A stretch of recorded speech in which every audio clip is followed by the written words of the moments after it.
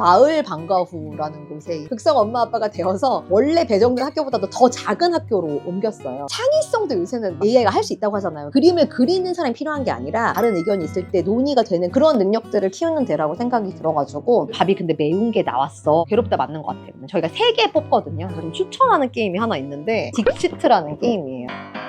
안녕하세요. 그 집 아이 온솔입니다. 책에서 말하는 육아 철학 어떻게 실천하고 계실까요? 오늘은 그때 아이에게 들려줘야 할 말의 저자 윤여진 작가님 댁에 왔습니다. 안녕하세요. 저는 9살 초등학교 2학년 아들을 키우고 있는 워킹맘이고요. 인스타에서 좋은 말 하는 법 혹은 감정 조절 이런 거에 대한 컨텐츠를 공유하고 있는 맘미 가족관계연구소 소장입니다. 학교 후에 어떻게 보내고 있어요? 마을 방과 후라는 곳에 있는데요. 이제 되게 생소하실 수 있는데 어린이집 때부터 공동 육아 기관을 다녔어요. 엄마 아빠들이 애들을 키우는 건 아니고 부모들이 출자를 해서 조합원이 되고 운영을 부모가 하는 거라고 보시면 될 것 같아요. 교육적인 건 선생님들이 하시지만 그 외의 모든 것들은 부모들이 같이 나서서 하고 아빠 엄마가 아마인데 아마들이 하는 활동이 굉장히 많아요. 그래서 뭐 가서 청소도 하고 애들이랑 놀러도 1년에 몇 번씩 1박 2일씩 놀러도 다녀야 되고 윤우는 서울에서 자랐지만 마을에서 자란 것처럼 자랐고 인지교육을 안 시킨다는 그런 기조가 있어가지고 사교육은 전혀 안 했고 매일 아침에 산에 출근하고 마당에서 자유놀이 하고 4살, 7살까지 같이 한 활동이 많아서 동생들이나 또 누나, 형들이랑도 계속 관계를 잘 맺어가면서 그렇게 4년을 잘 지냈고 이제 학교를 곧 가야 되는데 너만 한글을 모를 수도 있어 라고 이야기해서 그럼 나 이제 배울래. 그래서 7살 가을에 처음으로 이제 한글을 배웠습니다. 한글 엄마랑요? 네네네. 예전에 어떤 미래사회 교육 포럼에 갔더니 모든 기능적인 부분은 사실 AI나 기계들이 되게 대체를 하는데 창의성도 요새는 막 AI가 할 수 있다고 하잖아요. 그러니까 그림을 그리는 사람이 필요한 게 아니라 이 그림을 기획하고 이 그림을 그리는 팀을 꾸리고 서로 다른 의견이 있을 때 논의가 되는 그런 사람이 필요하다고 이제 그런 얘기를 해서 저희도 엄청 동의를 했는데 그런 능력들을 키우는 데라고 생각이 들어가지고 지금 초등학교도 그런 똑같은 기관 산하에 있는 방과후를 보내기 위해서 누가 보면 뭐 어디 국제학교라도 가는 줄 알겠지만 극성 엄마 아빠가 되어서 원래 배정된 학교보다도 더 작은 학교로 옮겼어요. 저희는 계속 그래서 차를 타고 라이딩을 했어요. 학교 후에 이제 마을 방과후에 가서 6학년까지의 누나 형들이랑 같이 지내면서 뭐 숙제도 하고 책도 읽고 동아리가 있어서 곤충도 자기들끼리 키우고 또 장기 프로젝트로는 막 1달, 2달 연습해서 자전거 타고 막 4시간, 5시간씩 라이딩도 갔다 오고 그렇게 지내고 있습니다. 그 마을 방과 후도 출자금을 내는 거예요? 그렇죠. 출자금은 어느 정도예요? 그 기관마다 다 달라요. 기관의 어떤 자가인지 아닌지 이제 보증금이나 전세금이나 이런 게 다 금액이 차이가 나기 때문에 그런 이유로 출자금이 있는 거고 그 다음에 조합비라는 명목으로 이제 한 달에 얼마 정도를 내고 있죠. 그래서 기관마다 다 차이가 많이 나서 뭐 딱 정해드리기는 어렵지만 한 그래도 몇백만 원 정도 되는데 출자금은 어차피 돌려주는 돈이니까 그래서 출자를 했다는 게 이제 내가 여기 조직의 그냥 일원이다 하는 거고 이제 우리가 졸업하면 새로운 애들이 들어오니까 순환이 되는 거죠. 조합비는 한 달에 40만 원 정도였는데 저녁 6시까지 CCTV 없는 매우 믿을 만한 공간에서 전혀 사교육을 안 했으니까 선방한 거죠. 가족끼리 매일 하는 뭐 루틴 같은 게 있어요? 저희는 보드게임을 6살 때, 5살 때부터 거의 매일 한 것 같아요. 저한테 게임 추천을 많이 물어보시는데 게임은 애가 좋아하는 걸 그냥 하시면 돼요. 교육적으로 되게 접근하고 이거 하면 애가 뭐 이게 키워질까요? 저게 키워질까요? 고민을 많이 하시는데 가장 보드게임이 키워줄 수 있는 능력은 그냥 관계를 맺는 능력이에요. 취미와 나이와 생각이 다른 사람들이 그 시간 동안에 같은 장소에 앉아있을 수 있다는 거야. 저는 그 절대적인 시간도 친밀함에 되게 큰 영향을 미친다고 생각하거든요. 대화도 많이 하고 친구들 얘기도 더 많이 해주고 하니까 그런 분위기를 조성하는 게 되게 중요한 것 같고 저희는 이제 자기 전에 책 읽는 건 지금도 하거든요. 9살이어도. 꽁냥꽁냥 사랑한다고도 말하고 그 시간에 그냥 매개가 책일 뿐이지 얘가 혼자 글 읽을 줄 아니까 너가 읽어야지 하는 건 아닌 것 같아서 저희가 지금도 책은 매일 읽어주고 있어요. 그러면 이제부터 집 한번 살펴보도록 할게요. 좋아요. 네. 초등학교 시절은 그냥 거실에서 같이 지내는 게 맞다고 생각해서 지금 책상은 우리 집의 가장 좋은 자리인 앞에 뷰가 보이고 해가 잘 드는 곳에 마련을 해 주었고요. 윤호가 이제 일기 독서 기록장을 이제 1학기 때 쓰기로 이제 한 거예요. 그래서 며칠 쓸 거야? 3일 쓸 거래요. 어머니들이 이러실 수 있어요. 내가 물어보면 우리 애는 한 번도 안 쓸 거예요 라고 할 수 있다고. 그러면 그거 아니야. 한 번은 쓰는 거야 라고 얘기를 하셔야 돼요. 아이가 0번 쓰다가 5번 쓸 수는 없어요. 근육을 서서히 키워주셔야 돼요. 이제 윤우는 작년에는 거의 매일 썼어요. 왜냐면은 호랑이 선생님 숙제가 많았거든. 근데 올해는 이제 본인이 숙제가 아니야. 엄마랑만 해야 되니까 자기가 그 정도 강제성이 없어. 그래서 제가 엄청 고민을 하다가 겨울방학 때 2번 했었거든요. 하루 더 할 수 있을 것 같아. 그래서 이제 1학기 때는 3번 하기로 했는데 화목금 처음에 한다고 제가 오늘 화요일이야, 목요일이야, 금요일이야 이 얘기는 해주죠. 오늘 목요일인데 너무 쓰기 싫어. 뭐 이렇게 된 거예요. 자기가 생각해보니까 이틀 연속은 너무 어려운 것 같아.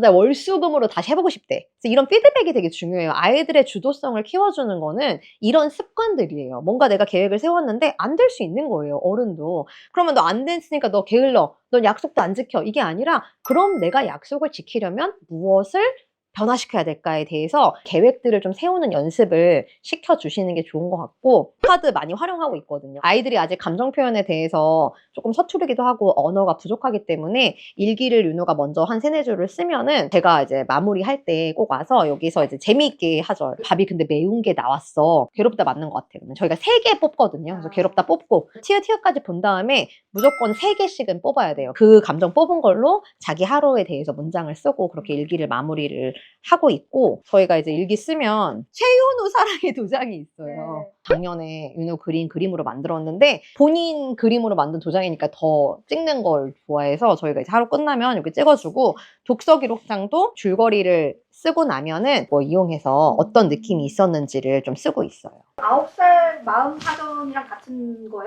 네, 맞아요. 아, 같은 그거는- 건데 요거의 카드 버전이에요. 네네. 영어 패드는 뭘 하시는 거예요? 게임의 형식으로 하는 걸 굉장히 좋아해요. 그래서 한글도 7살 때 토도 한글이라는 게임이 있어요. 그래서 그걸로 한 2달 만에 한글을 띄었어요. 패드 학습 중에 미국에서 가르치는 교과서의 내용을 많이 담고 있는 그런 네네네 그게 있어요. 그래서 그거를 지금 활용을 1달 반째 하고 있고 부모님들이 걱정이 많으시잖아요. 패드 학습하면 좀 문제가 있을 것 같고 그래서 저는 제 원칙이 있는데 절대로 윤호 혼자 두지 않아요.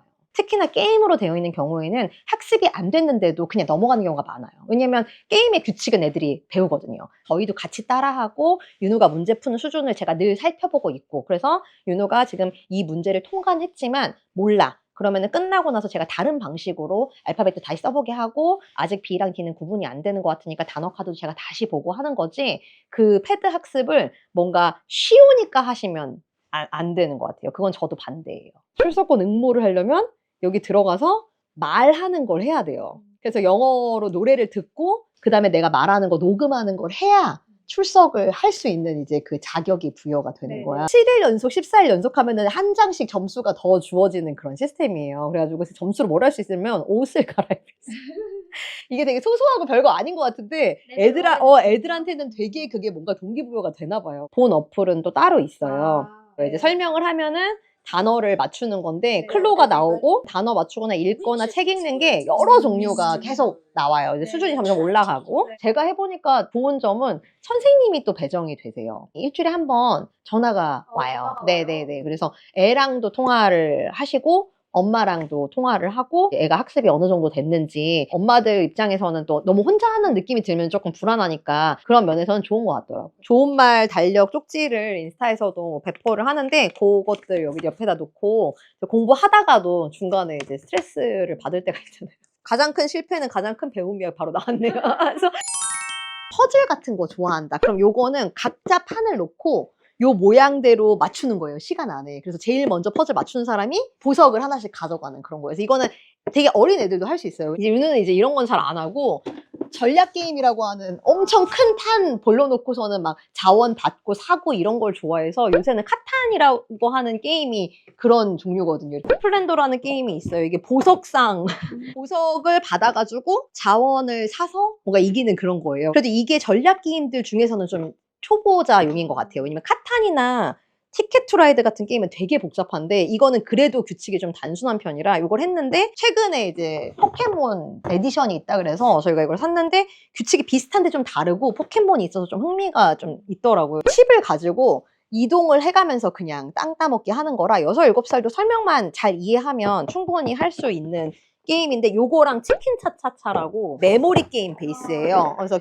외워서 돌아가는 거 요건 조금 더 어린 아이들이 할 수 있는 거 이것도 저희가 거의 중독자 수준으로 많이 했던 게임이라. 근데 이거는 저희가 할머니, 할아버지한테 설명하려고 보니까 되게 복잡하더라고요, 생각보다. 지금 공동육아 거기 윤호 가서도 지금 초등학생들 사이에 되게 인기가 많은 카드게임 중에 하나예요. 판이 없고 그냥 카드로 서로 공격하고 말고 하는 그런 게임인데 그것도 좀 재미있고 좀 아이들이 어린데 카드게임을 하고 싶다. 선물입니다는 여기 안에 카드가 별로 안 좋은 거랑 좋은 게 이렇게 섞여져 있어요. 그래서 약간 속이는 거예요. 선물입니다 했는데 만약에 선물이 아니야. 막 뱀 같은 거야. 그러면은 마이너스 깎이고 약간 되게 단순한 규칙이라 어린애들이 할 수 있는 그런 게임인 것 같고 애들이 쉽고 어렵고를 떠나서 좀 추천하는 게임이 하나 있는데 딕시트라는 게임이에요. 왜 처음부터 얘기 안 했냐면은 대화를 많이 안 한 지 같으면 하기가 좀 어려울 수 있어요. 이미지가 있는 카드가 있어요. 그래서 각자 가진 다음에 제가 뭐 예를 들어서 외로움, 이 여자의 인생은 어디까지인가 문장이나 그런 단어를 얘기하면 각자 그 문장과 그 단어에 해당되는 것 같은 카드를 이제 내는 거예요. 저희는 3명밖에 없으니까 그런데 5명, 6명 있으면은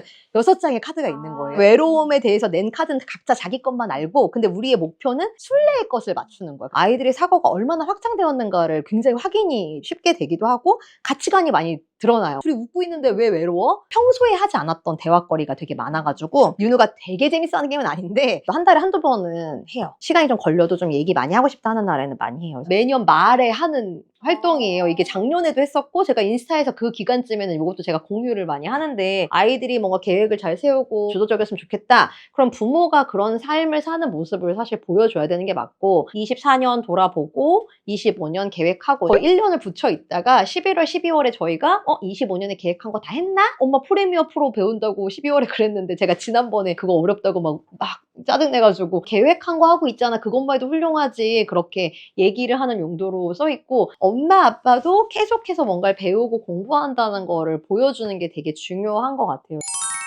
최근에 빠진 거는 레너드 22권까지 나왔어요.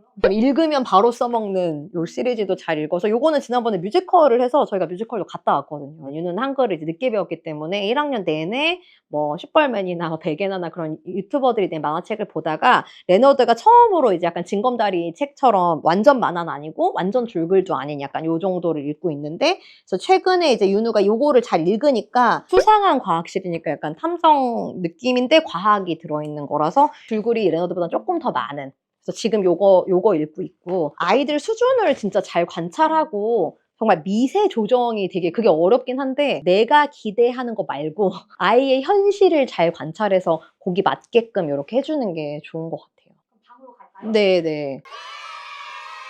추후 나중에 커도 이제 얘가 책상에 들어오거나 뭐 그런 여러 가지가 있어서 저희가 제일 큰 방을 줬는데 자는 공간이랑 놀거나 뭐 책 읽는 공간이 분리가 좀 돼야 될 것 같은 생각이 전 좀 들더라고요. 그래서 이거는 저희가 가벽을 세운 거고 사실 저희 집은 온 가족이 거실에 있는 시간이 거의 95%라 이 빈백은 자기 혼자 속상할 때 누워있는 용도로 많이 쓰고 있어요. 본인이 아직 읽고 싶지 않아. 하지만 엄마가 읽어주면 들어는 줄 거야 하는 책들이 여기 좀 많이 꽂혀있고 거실에 있는 책들은 본인이 읽고 싶어서 꺼내 읽는 책들이 많으니까 지금 요새 읽는 책들이 많고 여기 있는 책들은 거실에서 한 단계 조금 내려온 책들 세 군데를 좀 많이 돌아가고 책을 워낙 많이 사니까 많이 주기도 해요. 윤우는 거의 이 정도 수준이라 굿나잇 문 그러니까 아이의 정신 연령은 9세인데 글밥의 수준이 아직 4, 5세라 그게 좀 어렵죠. 그래가지고 좀 내용이 있는 책을 제가 동시 통역을 하면서 좀 많이 읽어줘요. 제가 늘 당부드리고 싶은 거는 너무 돈을 많이 안 쓰셨으면 좋겠어요. 아이의 아웃풋이 엄마의 금전적 인풋에 절대 비례하지